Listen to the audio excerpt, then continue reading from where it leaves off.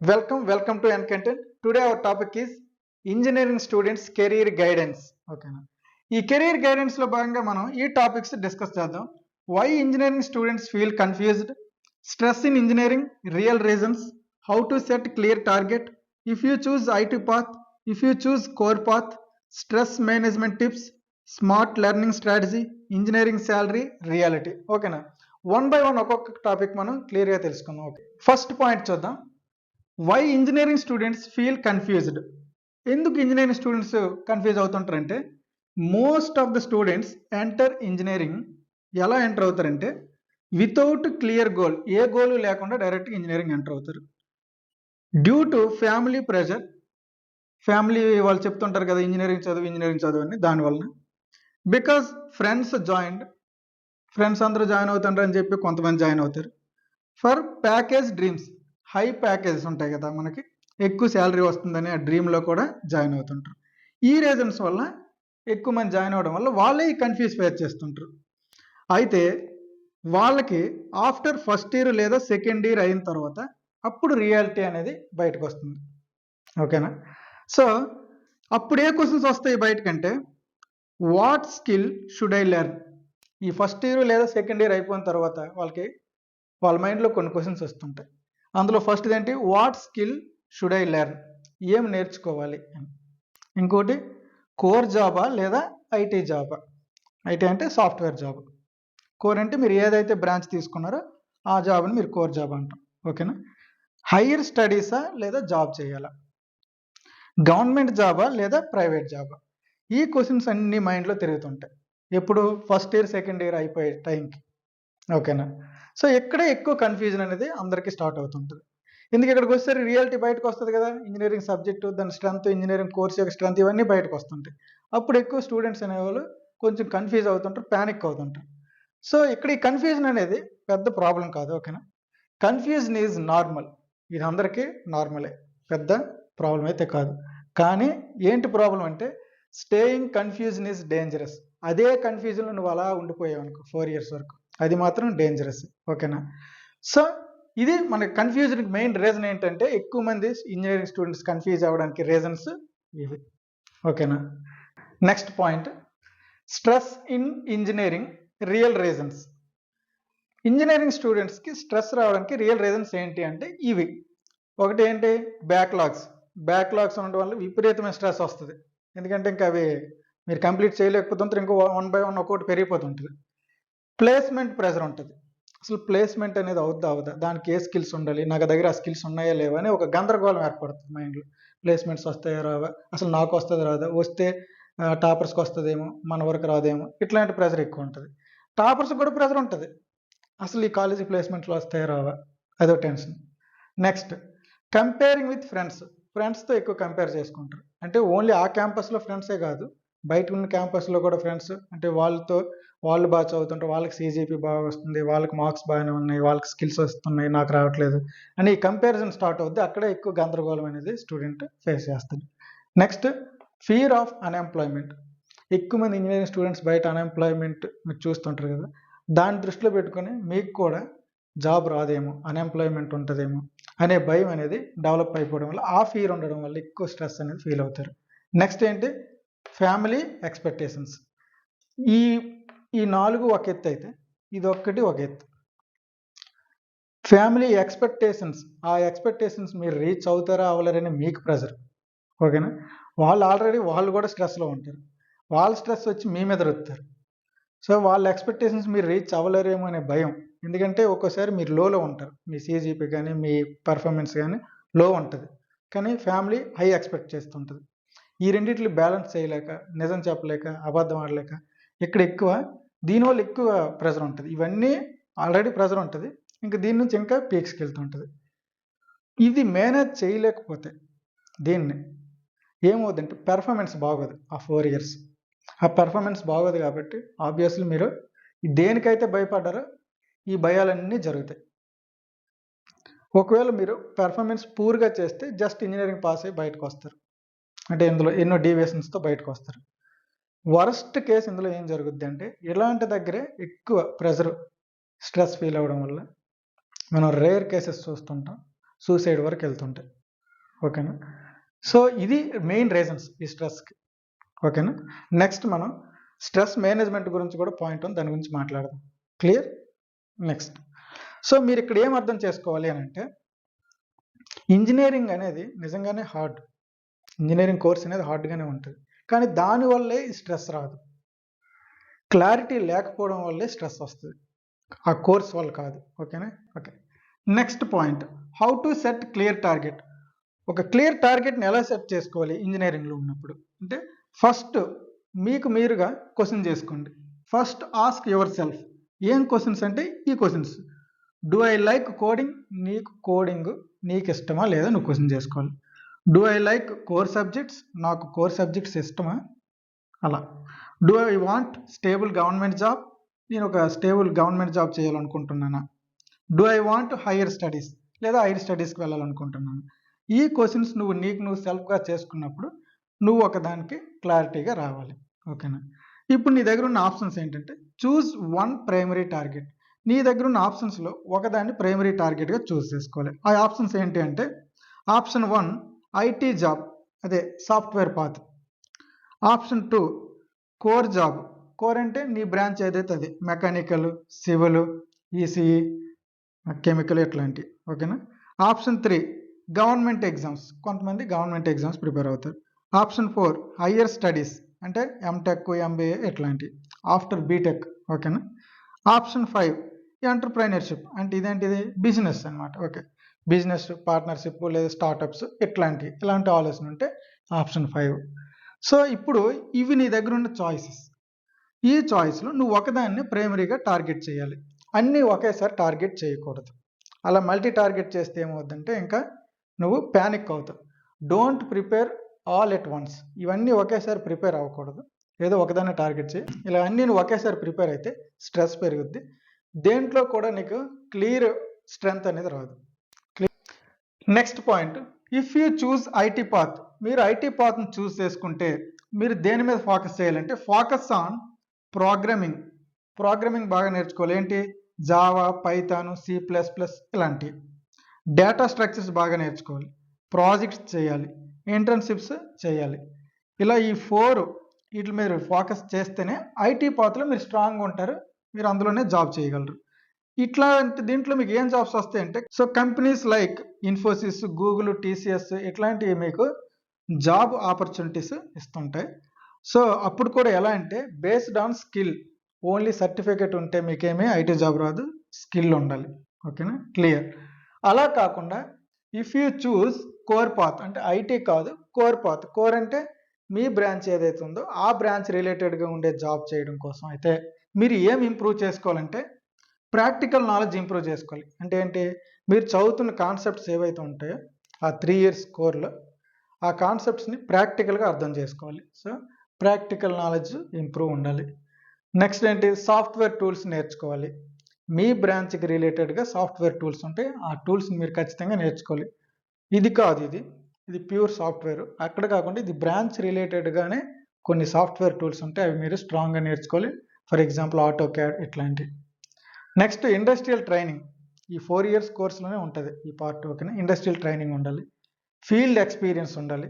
మీరు ఏదైతే బ్రాంచ్ ఉందో ఆ బ్రాంచ్కి రిలేటెడ్గా ఉండే ఫీల్డ్లో ఎక్స్పీరియన్స్ ఉండాలి. అంటే అవన్నీ ఇండస్ట్రియల్ ట్రైనింగ్లోనే మీకు వస్తాయి. క్లియర్? ఇందులో మెయిన్ పాయింట్ ఏంటి?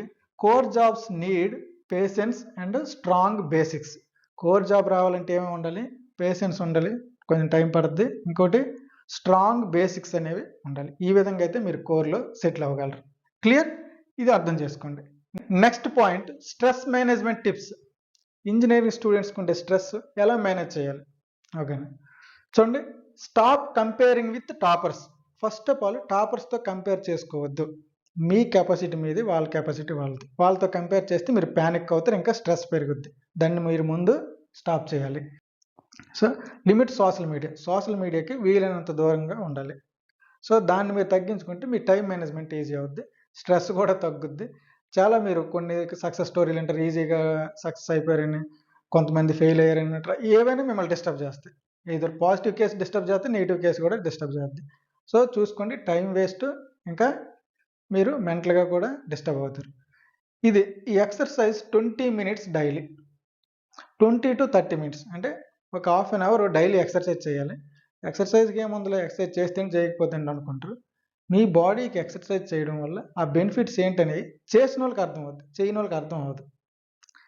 దానివల్లే మనం సరిగా స్ట్రెస్ మేనేజ్మెంట్ అవ్వట్లేదనే విషయం మనకు కూడా అర్థం అవ్వదు. చేస్తేనే దాని రిజల్ట్ తెలుస్తుంది, చేయకపోతే తెలియదు. So next sleep properly. ఈ రెండు అలాంటి ఎక్సర్సైజ్, స్లీపింగ్ కూడా చాలామంది ఏముందిలే తక్కువ నిద్రపోయి ఎక్కువ చదివితే అదేదో కష్టపడి చదువుతున్నాం సక్సెస్ అవుతాం అనుకుంటారు. కష్టపడి చదవడం అంటే మన బాడీ రిక్వైర్మెంట్స్ని రెడ్యూస్ చేయడం కాదు, బాడీ నీడ్స్ ఉంటాయి కదా, స్లీపింగ్, ఎక్సర్సైజ్, ఫుడ్, రెస్ట్, ఇట్లాంటివి మనం ఫుల్ఫిల్ చేయాలి ఫస్ట్ బాడీకి, అంటే రీఛార్జ్ లాగా. దాని తర్వాతే మనం వర్క్ చేయాలి మన బాడీతో. సో ఈ స్లీపింగ్ అనేది ప్రాపర్గా ఉండాలి. చాలామంది దీన్ని అవాయిడ్ చేస్తారు. దేనివల్ల?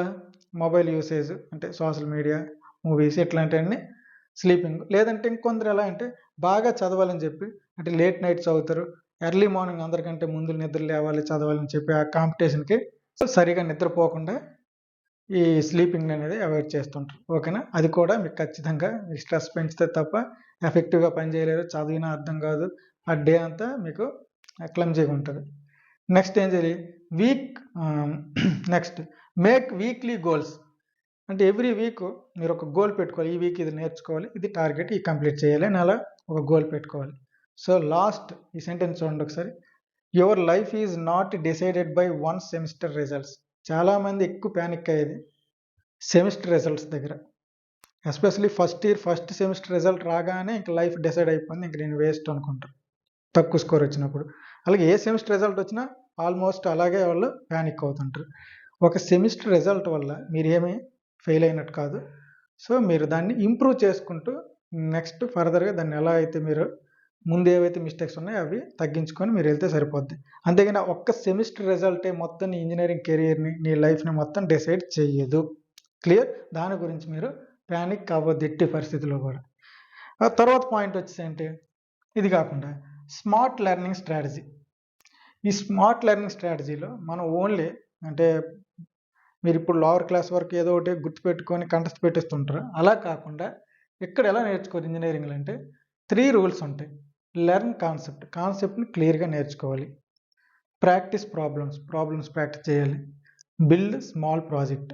ఓకే, మీకున్న ఈ లెర్నింగ్, ఈ ప్రాక్టీస్తో ఒక స్మాల్ ప్రాజెక్ట్ని బిల్డ్ చేయాలి. ఇలా అయితేనే ఇంజనీరింగ్ ఫుల్ఫిల్ అయినట్టు.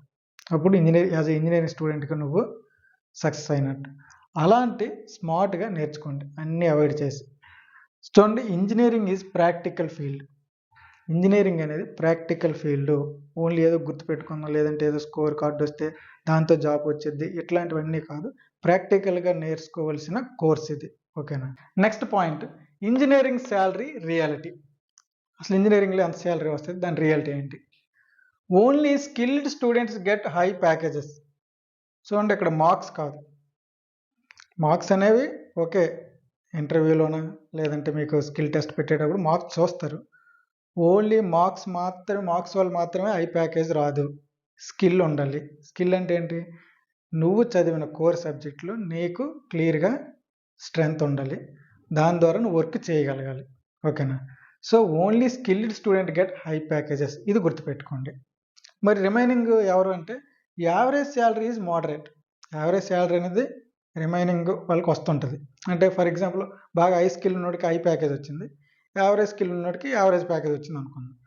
అంతే, నాకు అక్కడితో లైఫ్ ఫస్ట్ ఎవరైతే స్టూడెంట్కి వచ్చిందో ఆ స్టూడెంట్ లైఫ్ అలా సెటిల్ అయినట్టు, సెకండ్ వచ్చిన స్టూడెంట్కి ఎలా సెటిల్ అయినట్టు కాదు. ఈ యావరేజ్ స్టూడెంట్ కూడా, అంటే యావరేజ్ ప్యాకేజ్తో సెటిల్ అయిన స్టూడెంట్ కూడా మళ్ళీ హై ప్యాకేజెస్కి వెళ్ళవచ్చు. ఎలా అంటే, but growth is possible if you ఏం చేయాలి? Keep upgrading skills. వన్స్ నీకు లో ప్యాకేజ్లో వస్తే నువ్వు అక్కడే ఉండిపోతావని ఏం కాదు, నువ్వు స్కిల్స్ని అప్గ్రేడ్ చేస్తూ ఉండాలి, నీ స్ట్రెంత్ నువ్వు పెంచుకోవాలి. ఓకే, లెర్న్ కమ్యూనికేషన్ పెంచుకోవాలి. ఓకేనా? అంటే కమ్యూనికేషన్ స్కిల్స్ అవి నేర్చుకోవాలి. డూ ఇంటర్న్షిప్స్ తెలుసు కదా, ప్రాజెక్ట్స్ ఎట్లాంటివి చేయాలి కంపెనీలు. నెక్స్ట్ నెట్వర్క్ ప్రాపర్ నెట్వర్క్ నీకు నువ్వే ఎస్టాబ్లిష్ చేసుకోవాలి. ఈ విధంగా అంటే యావరేజ్ శాలరీతో నువ్వు ఆ క్యాంపస్ ప్లేస్మెంట్ వచ్చినా యావరేజ్ శాలరీతో నువ్వు ఒకవేళ జాబ్లోకి స్టెప్ ఇన్ అయినా ఏమీ అది డిసప్పాయింట్మెంట్ కాదు, నువ్వు మళ్ళీ అప్గ్రేడ్ అవ్వచ్చు. ఫర్ ఎగ్జాంపుల్ ఇద్దరు యావరేజ్తో స్టార్ట్ అయినా అక్కడ మళ్ళీ ఫీల్డ్లోకి వెళ్ళిన తర్వాత ఎవరైతే ఈ స్కిల్స్ అన్నీ ఉంటాయో వాళ్ళు మళ్ళీ అప్గ్రేడ్ అయిపోతుంటారు. దానివల్ల వాళ్ళ శాలరీ కూడా ప్రోగ్రెస్ అయిపోద్ది, ఇంక్రీజ్ అవుద్ది. ఓకేనా? సో ఈవెన్ ఓన్లీ ఫస్ట్ ఎవరైతే హై స్కిల్డ్ ఉన్నారో వాళ్ళ జోనర్లోకి కూడా మీరు స్టెప్ ఇన్ అయిపోతారు లాస్ట్కి, ఎప్పుడు మిమ్మల్ని మీరు అప్గ్రేడ్ చేసుకుంటే. సో ఆ స్టార్ట్ అవ్వడం అనేది స్టార్టింగ్ పాయింట్ మ్యాటర్ కాదు, అక్కడి నుంచి కూడా నువ్వు స్కిల్స్ నేర్చుకుంటూ ఉండాలి.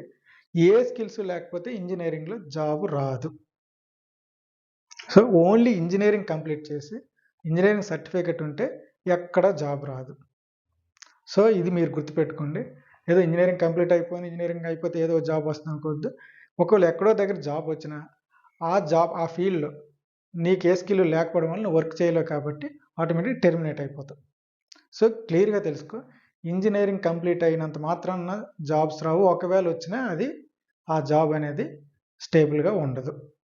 ఎవరైతే స్కిల్డ్ పర్సన్స్ ఉంటారో వాళ్ళకే జాబ్ అనేది స్టేబుల్గా ఉంటుంది, రిమైనింగ్ వారు జాబ్ వాళ్ళకి పోయే ఛాన్స్ ఉంటుంది. మీరు ఏం చేయాలి, ఇంజనీరింగ్ ఉన్నప్పుడే ఈ విషయాన్ని మీరు అర్థం చేసుకొని ఇంజనీరింగ్ రిక్వైర్మెంట్ స్కిల్స్ ఏవైతే ఉంటాయో అవన్నీ మీరు నేర్చుకొని క్లియర్గా దాంతోనే మీరు బయటకు వెళ్ళడం అనేది మంచిది. ఏదో ఒక కన్ఫ్యూజ్డ్ స్టేట్తో కానీ బయటకు వెళ్తే ఖచ్చితంగా మీరు జాబ్ చేయడం అనేది చాలా కష్టం. ఇంజనీరింగ్ అయిపోయిన తర్వాత 1 year ఖాళీగా ఉంటారు అని అనుకుంటారు కొంతమంది, 2 years అనుకుంటారు, 3 years అనుకుంటారు. వరస్ట్ కేసులో 10 years 12 years కూడా ఏ జాబ్ చేయకుండా ఖాళీగా ఉండే సిచ్యువేషన్ కూడా నీ లైఫ్లో వస్తుంది. అది గుర్తుపెట్టుకో. సో ఇక్కడ మనం ఏం అర్థం చేసుకోవాలి ఫైనల్గా అంటే, అసలు ఈ ఇంజనీరింగ్ అంటే ఇది భయపెట్టే విధంగా ఉందని అనుకోవద్దు. సో నువ్వు ఒక కోర్సులోకి వెళ్ళినప్పుడు మనస వాచ కర్మ ఆ కోర్సుని క్లియర్గా నేర్చుకొని నువ్వు బయటకు రావాలి. సో అది చెప్పాల్సింది. అంతేగాని ఇక్కడ ఏదో భయపెట్టడానికి చెప్తాను అని మీరు అపార్థం చేసుకోవద్దు. సో నువ్వు ఒక కోర్సులో అడుగుపెట్టు, 4 years ఆ కోర్సు లేదా 6 years అయితే 6 years అంటే హైయర్ స్టడీస్ అయితే ఆ కోర్సుని క్లియర్గా నువ్వు మనస్ఫూర్తిగా నేర్చుకోవాలి, నీకు రావాలి, ఆ స్కిల్తో నువ్వు జాబ్ చేయగలగాలి. ఇది మెయిన్ థీమ్. ఏదో తూతూ మంత్రంగా పైన పొడిగా చదువుతానంటే దానివల్ల ఏ జాబ్లు రావు, వచ్చినా ఒకవేళ ఏదో రికమెండేషన్ వల్ల చిన్న చిన్న జాబులు వచ్చినా అవి నిలవవు. క్లియర్? సో మీరు ఏం అర్థం చేసుకోవాలంటే మీ కోర్సుని మీరు సక్సెస్ఫుల్గా కంప్లీట్ చేయాలి. అది మీ స్ట్రెంగ్త్ ఎంత అయితే, మీ కెపాసిటీ ఎంత అయితే ఆ కెపాసిటీలో చేయండి. ఖచ్చితంగా మంచి ప్లేస్మెంట్స్ వస్తే మీరు జాబ్లో సెటిల్ అవుతారు. ఇంజనీరింగ్ స్టూడెంట్స్కే కాకుండా ఒక జనరల్గా అందరికీ యూజ్ అయ్యే ఒక విషయం చెప్తా. మీరు లైఫ్లో సెటిల్ అవ్వాలనుకుంటే ఏ ఫీల్డ్ అయినా ఏ జాబ్ అయినా ఫస్ట్ దాని మీద పూర్తిగా అవగాహన తెచ్చుకోవాలి. అంటే ఏంటి ఆ ఫీల్డ్ ఎలా ఉంటుంది, ఆ పర్టికులర్ జాబ్ ప్రొఫైల్ ఎలా ఉంటుంది, అందులో గ్రోత్ ఎలా ఉంటుంది, అంటే అప్ టు రిటైర్మెంట్ వరకు మీరు అదే ఫీల్డ్లో ఉండాలనుకుంటున్నారు కాబట్టి దాని మీద పూర్తి అవగాహన ఉండాలి. ఏదో పైన పొడిగా తెలుసుకోవద్దు. ఎలా తెలుసుకోవాలంటే ఒక కేస్ స్టడీలా తెలుసుకోవాలి. ఫర్ ఎగ్జాంపుల్ మీరు ఏదైతే ఫీల్డ్లోకి వెళ్ళాలనుకుంటున్నారో ఆ ఫీల్డ్లో ఎవరైతే జాబ్ చేస్తున్నారో మోస్ట్ సీనియర్స్, రీసెంట్గా అందులోకి జాబ్లోకి వెళ్ళిన వాళ్ళు, ఆల్రెడీ జాబ్ చేస్తున్న వాళ్ళు, ఇలాంటి వాళ్ళు మీరు కలిసి అంటే మీ ద్వారా, మీ సర్కిల్ ద్వారా, మీ నెట్వర్క్ ద్వారా, మీ ఫ్రెండ్స్, ఫ్యామిలీస్ ఎలా అలాగే వాళ్ళని కలిసి అసలు ఆ జాబ్ ఎలా ఉంటుంది, వాళ్ళు ఏం ఫేస్ చేస్తున్నారు, అంటే అందులో ప్లస్లు ఏంటి, మైనస్లు ఏంటి అని మీరు అంటే ఓన్లీ రీసెంట్గా జాబ్ వచ్చిన వాళ్ళే కాకుండా ఆల్రెడీ ఒక జాబ్ 10 years ప్లస్ జాబ్ చేస్తున్న వాళ్ళని, రీసెంట్గా జాబ్లోకి వెళ్ళిన వాళ్ళని, లేదంటే రిటైర్మెంట్ దగ్గర ఉంటారు 40 years ప్లస్ 50 years ప్లస్ అలాంటి వాళ్ళని కూడా ఆ ఫీల్డ్ గురించి క్లియర్గా ప్రొఫైల్ గురించి తెలుసుకోండి. అంటే కేస్ స్టడీ లాగా. అదంతా ఎవరు తెలుసుకుంటారు, ఇప్పుడు అదంతా ఎక్కడ అంతా కొంచెం లేజీగా ఉండి అదంతా అవ్వదని చెప్పి పై మనకు తెలిసినంత వరకు ఎవరినో ఫోన్ల ద్వారా కనుక్కోవడం, అడిగడం, ఒకరిద్దరిని కనుక్కొని వెంటనే ఇమీడియట్గా అందులోకి మీరు జంప్ అవుతారు. ఆ తర్వాత రియాలిటీ బయటకు వస్తుంది. అరే ఈ విషయం మనకు తెలియదే అంటే ఒక్కోసారి ప్లస్లు తెలియవు, మైనస్లు కూడా తెలియవు. ప్లస్లు తెలియకపోయినా పర్లేదు, నువ్వు జంప్ అయిన తర్వాత ప్లస్ ఉంటే ఏముంది, హ్యాపీ. కానీ నీకు తెలియని మైనస్లు ఉంటే ఈ జాబ్ ఇలా ఉంటుంది అనుకోలేదు, లేదంటే రాకపోదును అంటే నీ లైఫ్లో నువ్వు చేయాల్సిన జాబ్ కోసం నువ్వే కేస్ స్టడీ చేసుకోవాలి. ఇది ఇండివిజువల్గా అంటే ఓన్లీ ఇంజనీరింగ్ స్టూడెంట్స్ అనట్లేదు, ఇది మీకు ఇంజనీరింగ్ స్టూడెంట్స్కి యూజ్ అవుద్ది. మొత్తం జనరల్గా చెప్తున్నాను. నువ్వు ఏ ఫీల్డ్లోకి వెళ్ళాలో ఆ ఫీల్డ్లోని కేస్ స్టడీ ఖచ్చితంగా ఎలా ఉంటుంది అంటే పర్టికులర్ ఒక్కొక్క పర్సన్ అడుగుతాం ఆ జాబ్ చేస్తున్న వాళ్ళ నుంచి వాళ్ళు చెప్తారు ప్లస్లు మైనస్లు అని.